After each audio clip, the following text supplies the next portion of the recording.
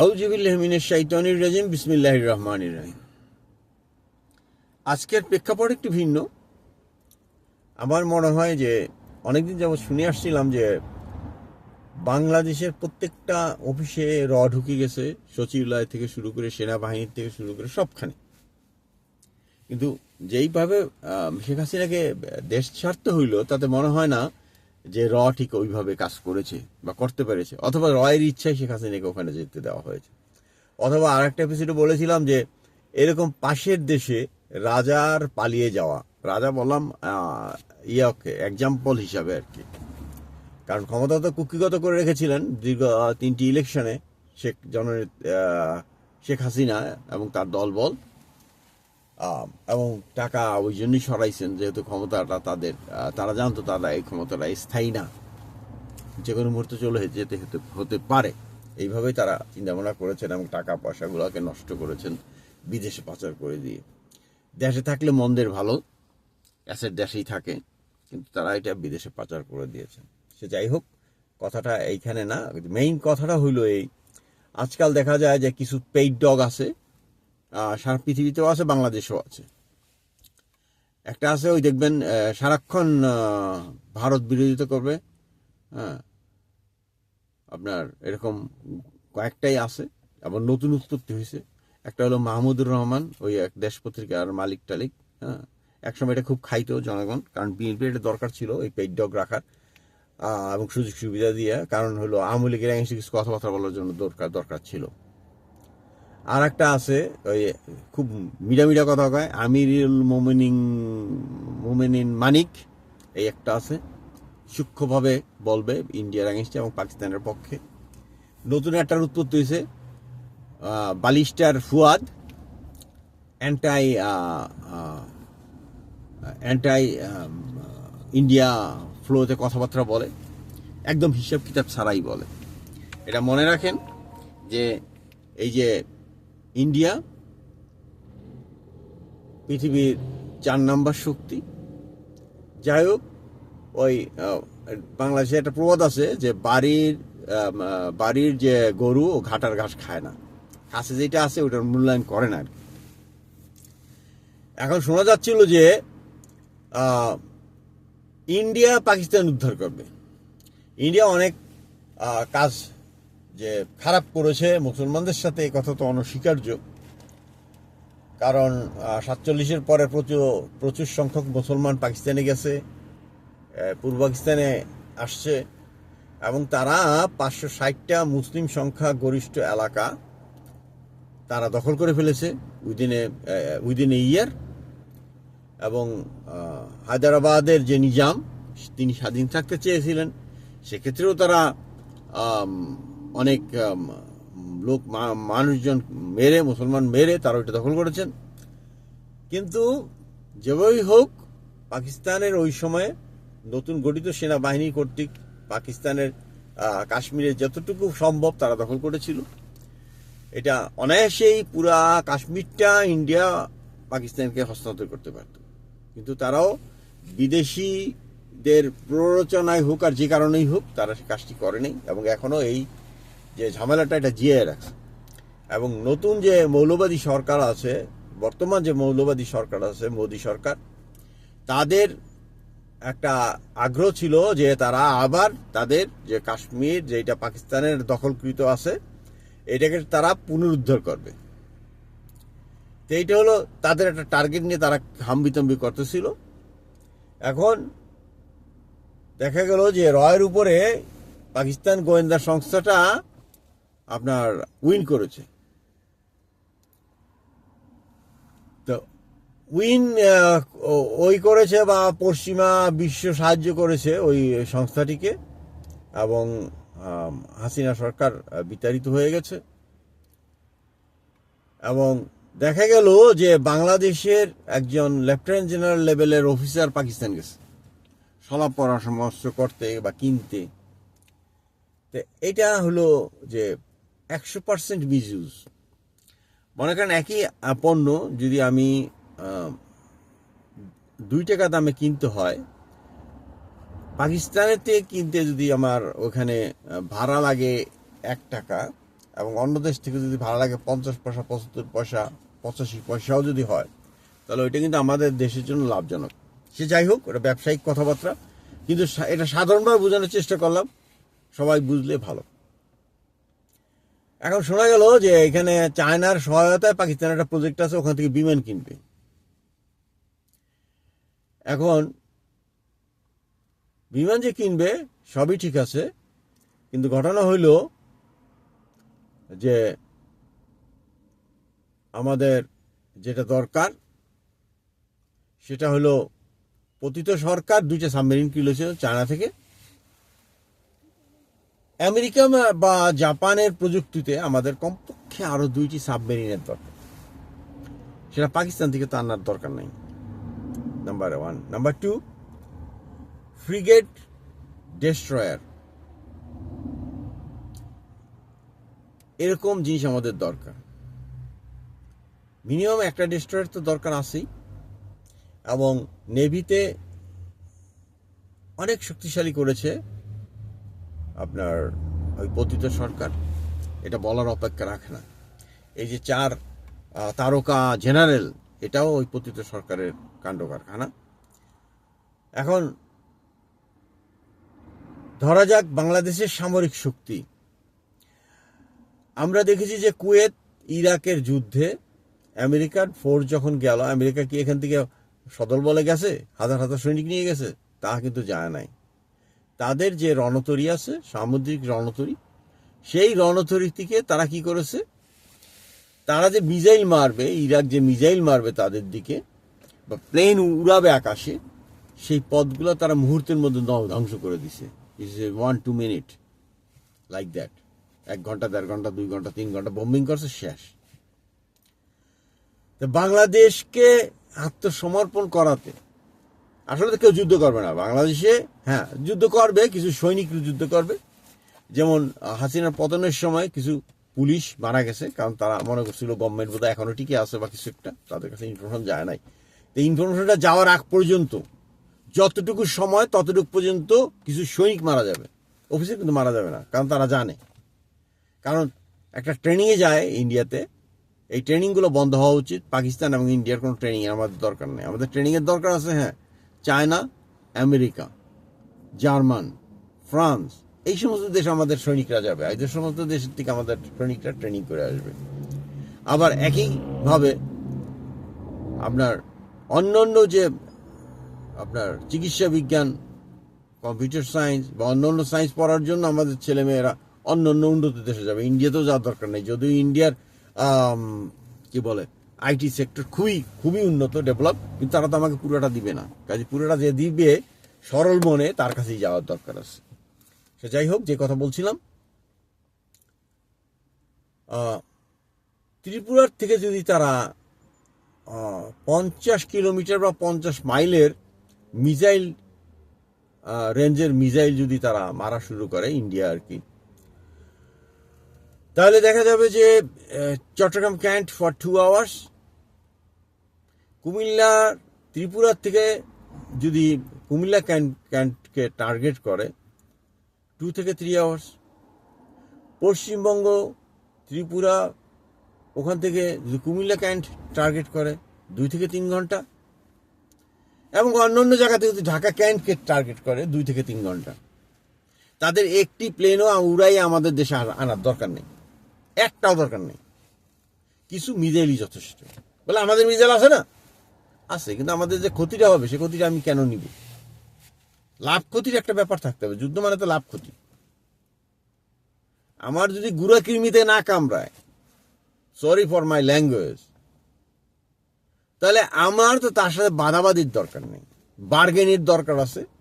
আমার প্রযুক্তি তার চেয়ে উন্নত হবে। তারা এত বড় বাহিনী কেন বানাইলো? ওই সরকার কি বুঝে নাই? বুঝছে, বুঝে শুনেই বানাইছে এই যে আমার যে সাধারণ জনগণের একটা কাজের সুযোগ। 2 নাম্বার, এই যে বিদেশে কাজ কাম করতে যায়, সেনাবাহিনীর থেকে যায়, বিদেশের থেকে যায়, এডুকেট করা। এখনো সেনাবাহিনীর অন্তত 95% লোক তো অনেস্ট আছে, 5% ক্রিমিনাল থাকতে পারে, মানে পয়সাগত ক্রিমিনাল বলছি আমি, অন্যভাবে নিয়েন না ব্যাপারটা।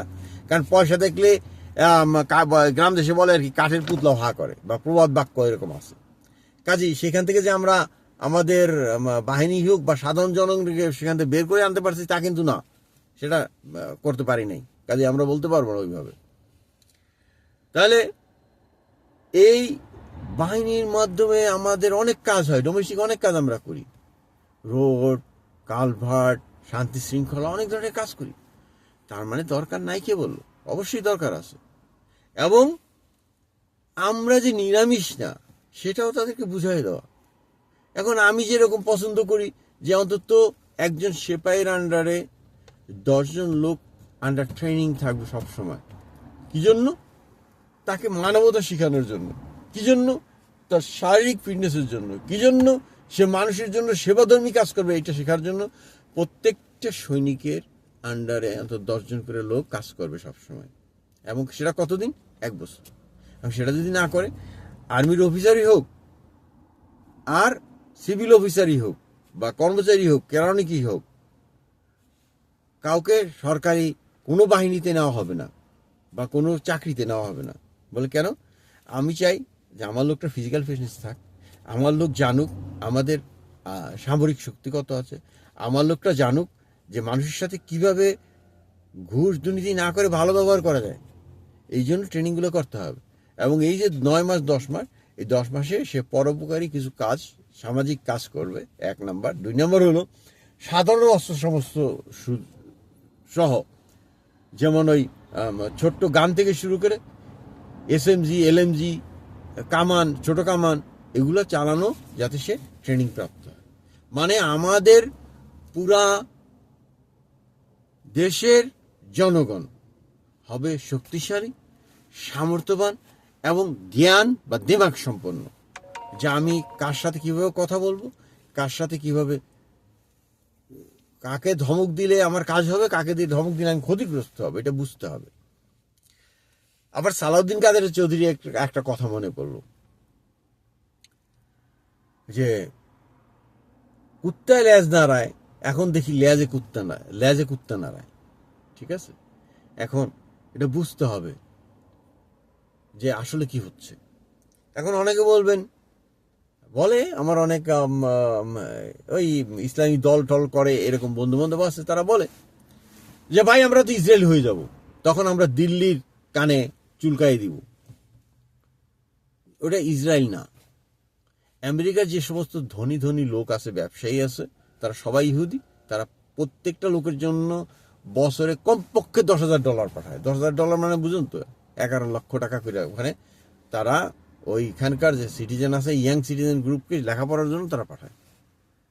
আপনার সামর্থ্য কত আছে? বা আমেরিকা ওখানে আছে, আপনার পাশে কি আমেরিকা থাকবো? কোনো দরকার আছে? আপনার পাশে কি রাশিয়া থাকবো? আপনার পাশে কি চায়না থাকবো? এটা ভুল ধারণা না? এখন ধরা যাক ওই পাকিস্তান আপনাকে কিছু হেল্প করতেছে তার স্ট্র্যাটেজিগত কারণে, এখন পাকিস্তানি হয়ে গেলেন। হ্যাঁ, বাংলাদেশের সংবিধান ভুলে গেলেন, বঙ্গবন্ধুরে ভুলে গেলেন। তো ভুলে যান, নিজেকে যদি ভুলে যেতে চান যান, অসুবিধা নাই কিছু। অসুবিধা একটাই হবে, আমার মেয়ে ছেলেদের হবে, আমার বাংলার যে মহিলাদের হবে, বাংলার যে নিরীহ জনগণ আছে, বাংলার ভবিষ্যতের হবে। সেই কাজটা করেন না, সেই কাজটা করেন না, সাপোর্ট করেন না। এই জিনিস থেকে বেরোয় আসেন, ইগো থেকে বেরোয় আসেন, ইগো থেকে বেরোয় আসেন। আপনাকে লবণ দিতেছে, আপনারা ওই মরিচ দিতেছে, আপনার ধান দিতেছে, আপনার চাল দিতেছে, আপনার ওই ইন্ডাস্ট্রির জন্য তুলা দিতেছে, আপনার নেইবার দিতেছে। এখন বুঝে কতটুকু খাইতে পারবেন কি খাইতে পারবেন না সেটা আপনার ব্যাপার। যেমন আমার মানব যদি ক্ষমতায় যায়, ওরা কাঁটাতারের বেড়া দিচ্ছে, আমি 30 ফুট উঁচা বেড়া দিব অন্তত আমার ওয়েস্ট বেঙ্গলের পাশে। অন্য জায়গায় আমার দেওয়া লাগবে না। ওইখানে খ্রিস্টান বন্ধুরা আছে বা অন্য অন্য বৌদ্ধরা আছে, ওখানে আমার দেওয়ার দরকার নেই, আমি দিবও না। কিন্তু ওয়েস্ট বেঙ্গলে আমি দিবই, 30 ফুটে বাদ দিয়ে দিব ওখানে। ওদের চেহারাও দেখতে চাই না। ওরা 47 বেইমানি করছে, ওই কংগ্রেসের সাথে গেছে, যুক্ত বাংলা করতে দেয় নাই, ফেরে বাংলা একে বুঝলোকের জন্য ওদের সাথে নাই। 30 ফুট উঁচা আমি বাদ দিয়ে দিব। পানি দেবে না, তিস্তার পানি দেবে না, এই দেবে না, ওই দেবে না। তার মানে সবাই তো আর খারাপ না, ওরা খারাপ। ওরা দিল্লির সাথে হাত মিলাইয়া আমাদের সাথে কেমন সুসম্পর্কটা হইতে পারে সেটা তারা করে না, না করুক, আমাদেরও টাকা পড়ে নাই। কিন্তু আমাদের অনেক সচেতন হওয়ার ব্যাপার আছে। একই সঙ্গে বর্তমান যে সরকার আছে সে সরকার প্রতি অনুরোধ থাকবে, বিএনপি এখনো বলতে পারে নাই বা বলতেছে না, জামাতে ইসলামের প্রতিও একই অনুরোধ। আপনারা আগে 2 জন করে মন্ত্রী পাইতেন বিএনপির সাথে ক্ষমতায় যাওয়ার সময়। এখন যদি আপনারা নেগোসিয়েশনের মধ্যে 40% ইও পান বা 30%ও পান, বিএনপির সাথে সমঝোতা করে একত্রিতভাবে সরকার গঠন করে যান, 6 মাসে না হোক 3 মাসের মধ্যে ইলেকশন করে আপনারা যান। কারণ এই যে নেগোসিয়েশনের ব্যাপারগুলো আছে, ইন্ডিয়াকে শত্রু ভাবতে গেলে আমাদের ক্ষতি ছাড়া কোনো লাভ হবে না, লাভ হবে না, লাভ হবে না, লাভ হবে না। ইন্ডিয়ার সাথে আমাদের বার্গেইন থাকবে, ইন্ডিয়ার সাথে আমাদের সম্পত্তি থেকে শুরু করে প্রতিটা ক্ষেত্রে আমাদেরকে পাই হিসাব বুঝে নিতে হবে ইন্ডিয়ার থেকে। সেই ক্ষেত্রে ম্রিয়মান হইলে হবে না, ওই আগের সরকারের মতন সমস্ত কিছু একতরফা হলে হবে না। হ্যাঁ, প্রত্যেকটা কাজ করবেন গণভোটের মাধ্যমে, প্রত্যেকটা জিনিস ক্লিয়ার টু জনগণ। আমার পিপল যদি কি ধরনের আচরণ চায় আমার ইন্ডিয়ার সাথে, আমরা সেটাই করব। কাজেই আপনারা এখন যারা আছেন ক্ষমতার বাইরে, জামাত যদি মনে করেন যে আপনারা এককভাবে অন্য কোন বিএনপি বাদ দিয়ে অন্য কোনো দলের সাথে ক্ষমতায় যায় একেবারে ইন্ডিয়ারে ছিঁড়ে বিড়ে ফালাইবেন, বা এই ধরনের মাথায় যদি এই ধরনের চিন্তা থাকে যে পাকিস্তান থাকবে এক পাশে, আমি থাকবো এক পাশে, মাথা থেকে ফালাই দেন। Pakistan is zero. এই জিরোর সাথে কোনো বিষয় আপনার যাওয়ার দরকার করে না, কোনো বিষয় না, না কোনো বিষয় না। যান, চায়নার সাথে যান, রাশিয়ার সাথে যান, আমেরিকার সাথে যান, ফ্রান্সের সাথে যান, জার্মানির সাথে যান, but Pakistan is total zero. দেখেন তার যে জনসাধারণের অবস্থা খুব খারাপ। 25 কোটি জনসংখ্যা, 7.5 কোটি ছিল তখন, ওরা ছিল কম, আমাদের চেয়ে কম ছিল। আমরা এবং জামাতের যে ইয়েটা আছে, থিঙ্ক ট্যাঙ্কটা আছে, এটা অত্যন্ত শক্তিশালী, যে কোনো দলের চেয়ে বেশি শক্তিশালী। আমি আশা করব তারা বিষয়গুলো বুঝবেন, কারণ এইটা হলো পাকিস্তানি একটা চাল, এবং সে চালটা পাকিস্তান উইন করেছে। তারা চাইতেছে যে এইখানে আমরা একটা ডিস্টার্বিং এলিমেন্ট করি, ক্ষয়ক্ষতি হইলে আমাদের হবে। তারা বরং তাদের ওইখানে শক্তিশালী করবে, যে পাকিস্তান যে কাশ্মীর অঞ্চলটা ইন্ডিয়া পুনরুদ্ধারের যে কাহিনীটা করতেছিল, সেই ক্ষেত্রে তারা এখানে কিছুটা বেনিফিট পাবে, কিন্তু ক্ষতিটা কিন্তু আমাদের হবে। আমরা কেন ক্ষতিটা নিব? ঠিক আছে? তা আশা করি যে বাংলাদেশের জনগণ যারা আছেন, ইন্ডিয়া বিরোধী যে প্রোপাগান্ডা চালাচ্ছে কিছু লোক, ওই জার্মানিতে আছে একজন বা 2 জন, ইউরোপে আর আমেরিকাতে আছে অন্তত কমপক্ষে 3 জন, বাংলাদেশে আছে এই যে ব্যারিস্টার ফুয়াদ, তারপরে আপনার ওই যে আমিরুল মোমিনিন মানিক, তারপরে আরও কয়েকজন আছে। খেয়াল করবেন, ডেটা কালেক্ট করা খুব বিশাল ব্যাপার না। আজকাল ইন্টারনেটে যারা অন্তত 19 পর্যন্ত পড়ালেখা আছে, ইন্টারনেটের গুতা দিয়ে দেখেন যে আমাদের কোন পয়েন্টে যাওয়া উচিত। ইন্ডিয়ার সাথে অবশ্যই নতজাত না, তাহলে তো আমরা ফরেস্টার জেনারেল বানাই নাই। হ্যাঁ, এবং এই ফরেস্টার জেনারেল যারা আছে, এদের মাধ্যমে আমাদের যে কোনো সময়, যে কোনো মুহূর্তে, যে কোনো দেশের জন্য, যে কোনো রাষ্ট্রের সঙ্গে হোক, যেভাবেই হোক, প্রথমে আমাদের নৈতিকতাকে রিপেয়ার করতে হবে। এই সেনাবাহিনীর মাধ্যমেই করতে হবে, এই সশস্ত্র বাহিনীর মাধ্যমেই করতে হবে। আমাদের কর্মমুখী করতে হবে, আমাদের শারীরিক বিদ্যাটা শিখতে হবে। প্রথমে যে জিনিসগুলো আমাদের হিট করা দরকার, সেই সমস্ত জায়গায় আমাদেরকে প্রথমে আগে রেডি করতে হবে, তৈরি করতে হবে। নিজেরা তো আর বানাতে পারবো না, অন্তত নিজেই আরো উন্নত করার দরকার আছে। তারপরে যাতে কেউ আমাদের দিকে চোখ তুলে না তাকায়, তাই তো ব্যাপারটা। হ্যাঁ, তার জন্য আমাদের ফ্রিগেট, ডেস্ট্রয়ার দরকার আছে, কমপক্ষে আরো 2টি উন্নত মানের সাবমেরিন আমাদের দরকার আছে, to protect ourselves. It's not from Pakistan, don't go over there. আমি পাকিস্তান যে খামাখা কেন ভারতের বিরোধিতাটা কিনবো? এটা ভেরি সিম্পল। এটা যারা না বুঝে, তারা হয়তো গার্বেজ অথবা কারো অন্য কোনো দেশের এজেন্ট হিসেবে কাজ করতেছে। এরা কেউ আমাদের দেশি না, আমাদের বাঙালি না, বাংলাদেশি না, এরা পেইড এজেন্ট। এই পেইড এজেন্ট থেকে সতর্ক থাকুন, সতর্ক থাকুন, সতর্ক থাকুন। আজ এই পর্যন্তই। আল্লাহ হাফেজ, বাই।